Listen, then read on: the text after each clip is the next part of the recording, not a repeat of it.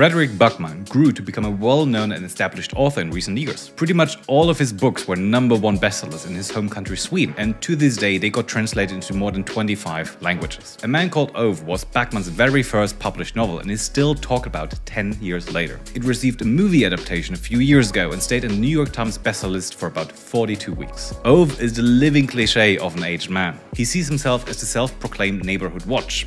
He has driven the same type of car all his life, and he wants things to be neat and orderly, the way they have always been. Oh, and Ove also really wants to die, in order to be reconnected with his late wife in heaven, who died of cancer a few months earlier. Objectively speaking, this is a charming book. It just didn't vibe with me, resulting in a rating of about 3 stars. On a positive note, Backman manages to create lively characters, and even though he tries too hard at times, some of his strokes do hit a landing. In my mind though, the book is drenched in cheap and overly done cliches, inspired by a time 10 years ago when the book was written. In its tonality, it comes across a bit like a trying to be funny French arthouse film with cookie-cutter characters and the predictable twists. It's also too long at times. Ove as a character lacks the depth that warrants this amount of character-building chapters. I guess it just wasn't my kind of book. I can see why people find this charming and funny.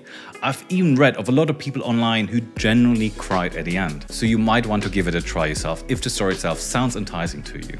To see more book reviews like this, check out this playlist right here. Thank you and see you next time. Ciao.